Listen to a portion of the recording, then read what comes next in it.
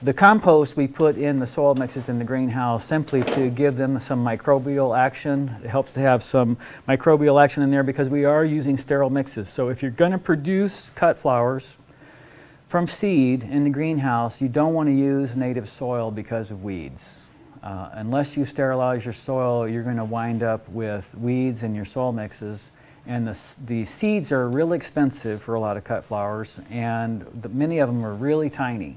And you don't want weeds coming up in there because it's not easy for you to weed those plug trays out, especially if you're doing very much production. So it's good to use a sterile mix, but in a sterile mix you don't have any microbial life. So by adding a compost like this that's commercially produced, this stuff has been heated to temperatures where there are no weed seeds in it. And luckily we have a Mennonite compost maker north of us that has this large machinery for producing compost. We feel like this is an important addition, but it's too expensive for us to just broadcast in the field. It's about $100 a ton, $100 a half ton, $200 a ton. So we use it in the soil mixes, and we feel like we're getting some inoculation in our beds when we do all the plantings. We're getting some of that compost out in the field too.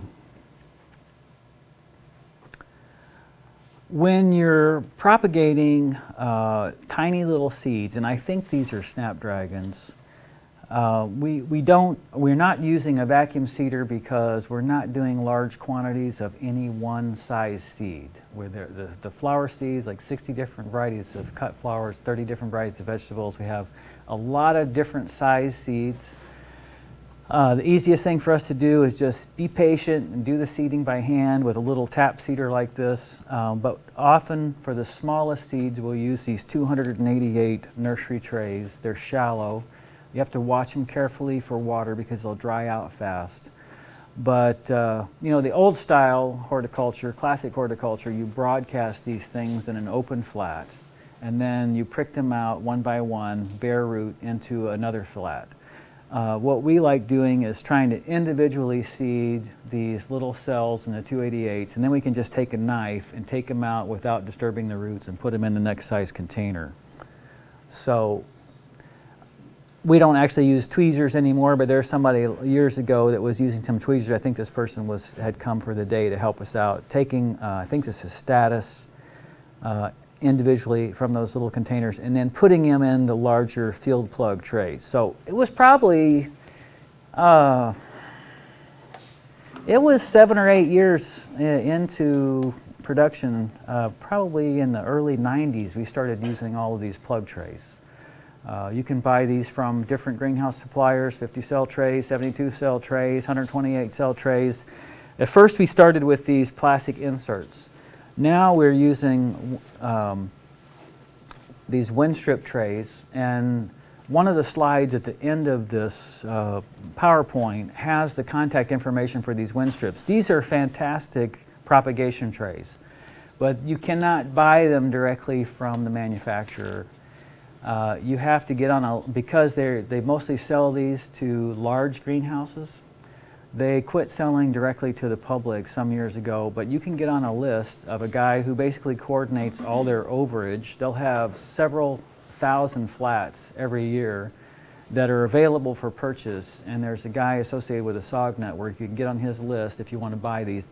After shipping, they cost about $5 a piece.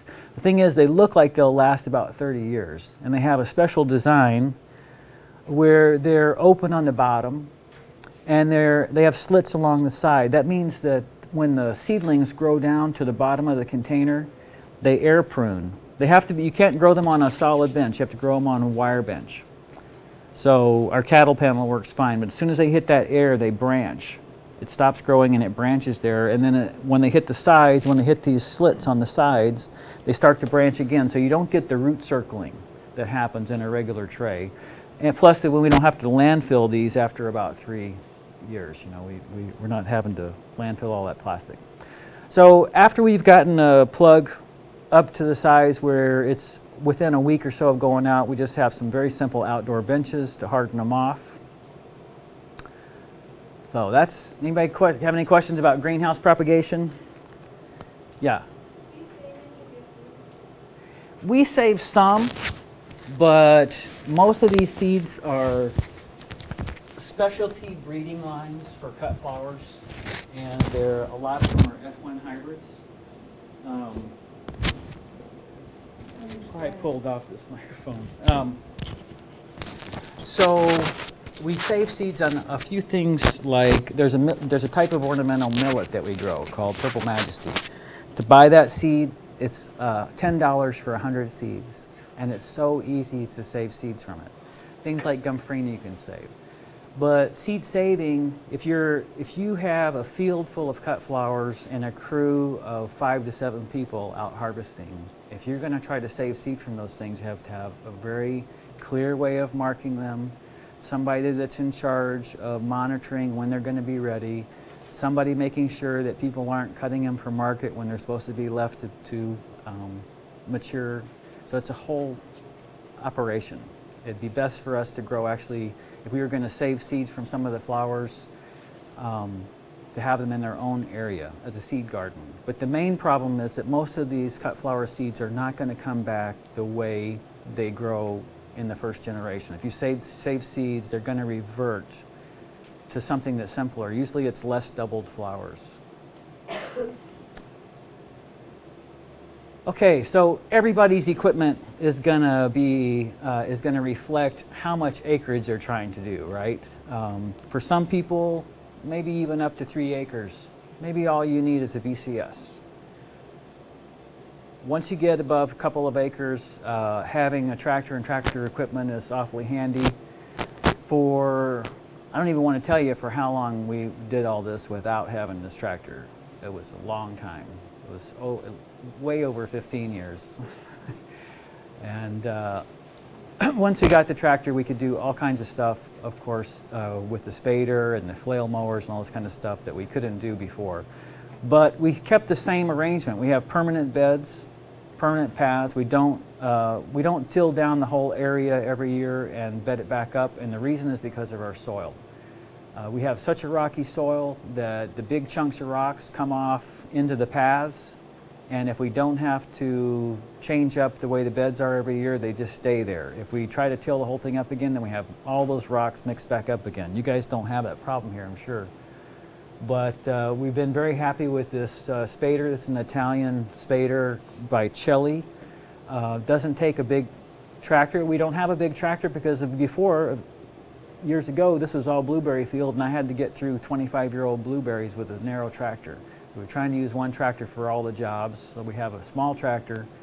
It's only 28 horsepower, but it's been all we needed for this 4-acre operation. And this is a 51-inch Celli. These things are called reciprocating spaders, articulating spaders. They don't take a lot of horsepower. You got to go really slow with them.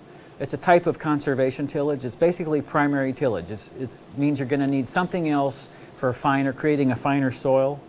But with just the right conditions of moisture, we can actually produce a bed that can be transplanted into. This is how they work.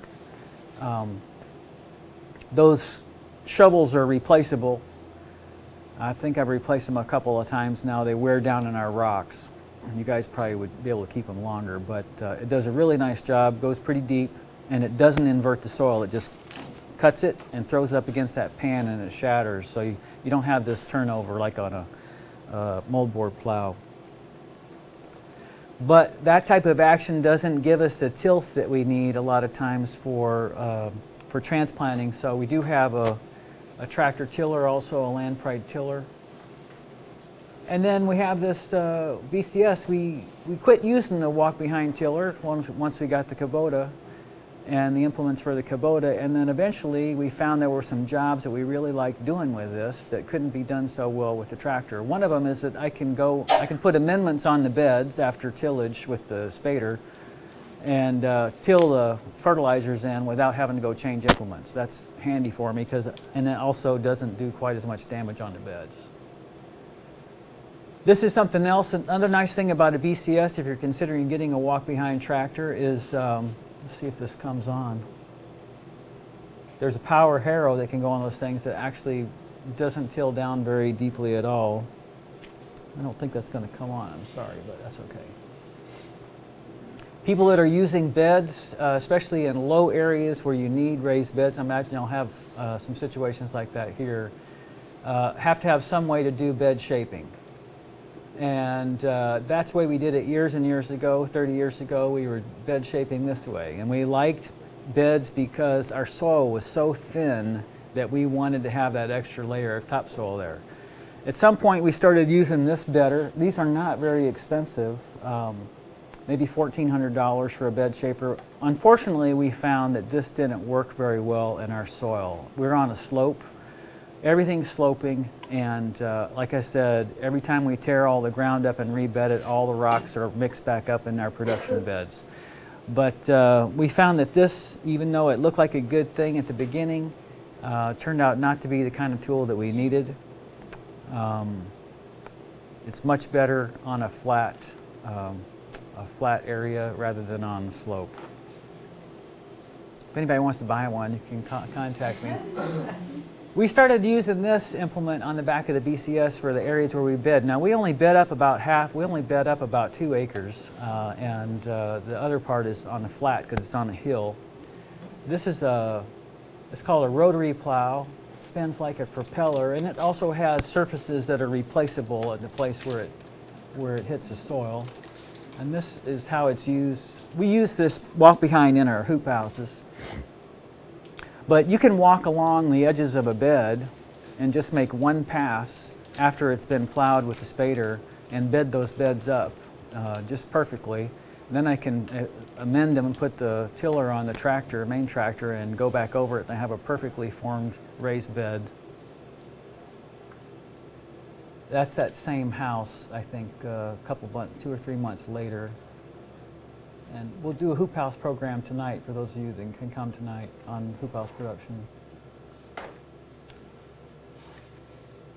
Okay.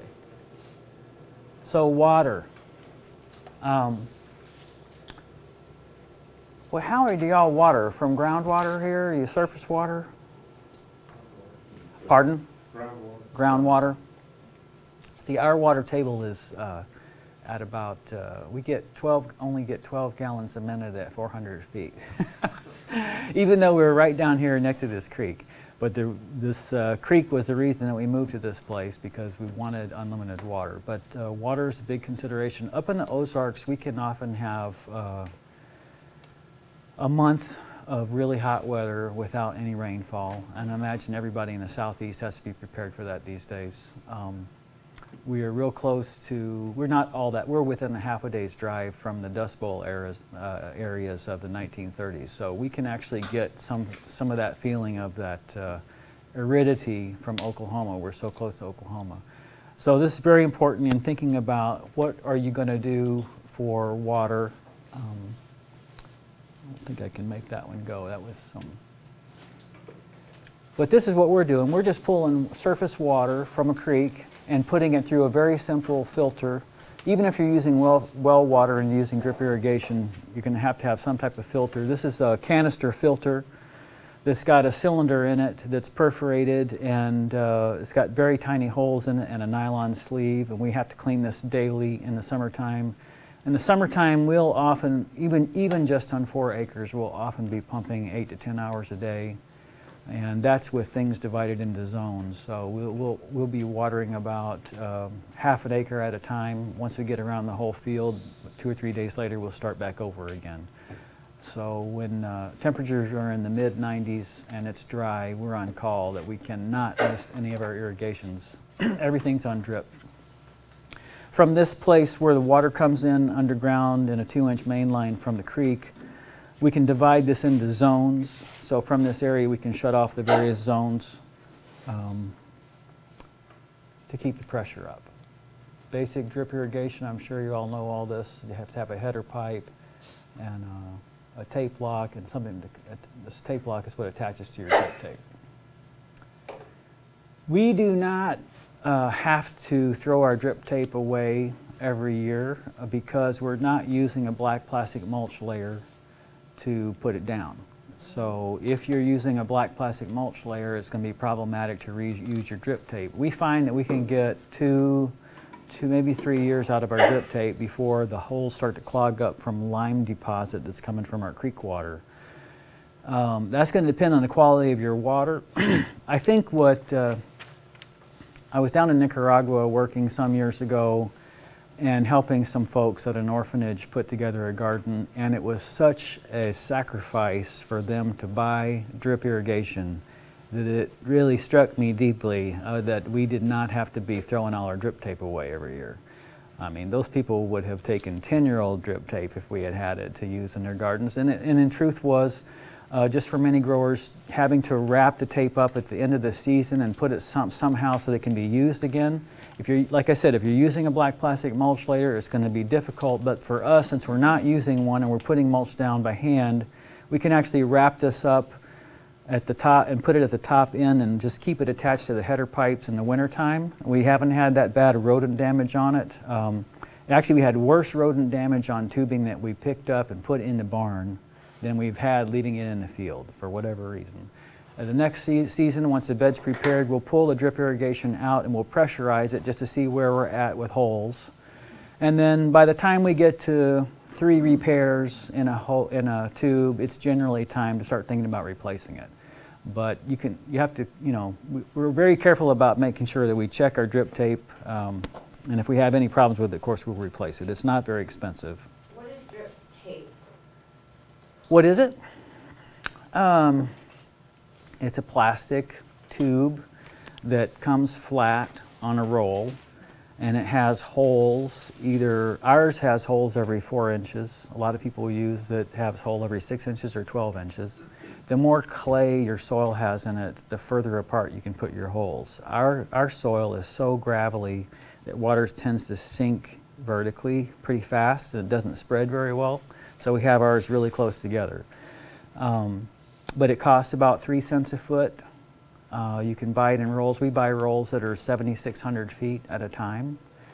And basically you take that little fitting that I showed you, oops, here. Once you've got your drip tape stretched out along your bed, however many tapes you're going to use in your bed, you use that little fitting right there in the center. There's a little male part that goes in there, and you just screw it down, and then the top part either goes directly into your header pipe, or you can use a little capillary tube and punch it in. There's a little barb that goes in there. And when you pressurize your header pipe, all your tubes are going to be pressurized. Now, there's a limit as to how many linear feet you can do. It's around 200 linear feet. It's usually not recommended to do much more than 200. We have some 250-foot links. But you'll have to check, I don't know what you're using. If you're going to have one row, if you're going to have 1 row of tomatoes or something, you just put 1 row right at the bottom of the tomatoes. You're going to have 2 rows of vegetables. You can do 4 rows of vegetables that are only a foot apart with just 2 tubes. We tend to use 3 because of our soil. So is it similar to like a soaker hose? Yeah. The hose you come out of emitters. Okay. It's 10 pounds of pressure on the line. That's maximum design. It's 10 pounds of pressure. Okay. A 100-foot hose, 10 pounds of pressure, standard spacing, would take 1 hour to put out 1 gallon of water. 100 linear foot. 10 pounds of pressure. Okay. You need to buy We use the some. regular drip systems with like the little emitters and the 1 gallon per hour, whatever's. But I've never seen the drip tape. Yeah, these are just holes in the tape Okay. that act as the emitters. Okay. Cool. Yeah. Thank you. Yeah. I assume you get a more even distribution of water with this than you would with the soaker hose? Because if you couple soaker hoses, the tail end of it's not getting the same Yes. distribution. Yes. One of the advantages, at least on mine, it will not drip water to the whole tape pressure. That's right. That's going to be really pressure That's on how it. it gets it consistent, And if you put an air vent system on the end, the spring, it'll build pressure and it'll blow all the trash out the back. The spring load didn't seal itself off. Once it seals itself off, then it'll start emitting more water. Y'all need to use it. Actually, we have a place in Arkansas, Central Arkansas, that will recycle this stuff too. We haven't started using them. Yeah, very plastic off. They do? So this guy, we normally just use electrical tape for small repairs. We must have run out of electrical tape that day. It looks like he's using a piece of duct tape. What mill did you use? 8. The hot water PVC part, CVPC, slide right inside. Perfect fit For repairs? for repairs. Yeah. A couple inches on both sides. The half-inch Hot CPVC? water PVC. That's good to know. I'm sure that's probably less expensive than a coupler. It is specialty, some places that scrap. Handy stuff. Wire around it, that's it. Okay, this would look crazy to a grower that was doing 5 to 10 acres of black plastic, but we're not doing 5 to 10 acres of black plastic at a time. We're using black plastic, landscape fabric, organic mulches like wheat straw, and it takes us 20 minutes to put down a bed that's almost 250 feet long like this. We're just one person is stretching the black plastic out over the tubes. The other people are, normally they'll have shovels by the time they get down a few more feet. And they're just putting a little bit of soil over the edges. Another reason we don't use a black plastic layer up here is because this is a former blueberry field where we have sod in between our beds, and we don't have loose soil to gather up. So if you're in a flat field, good soil, and you're going to do, you know, maybe even more than an acre of black plastic at a time, those black plastic layers are not expensive.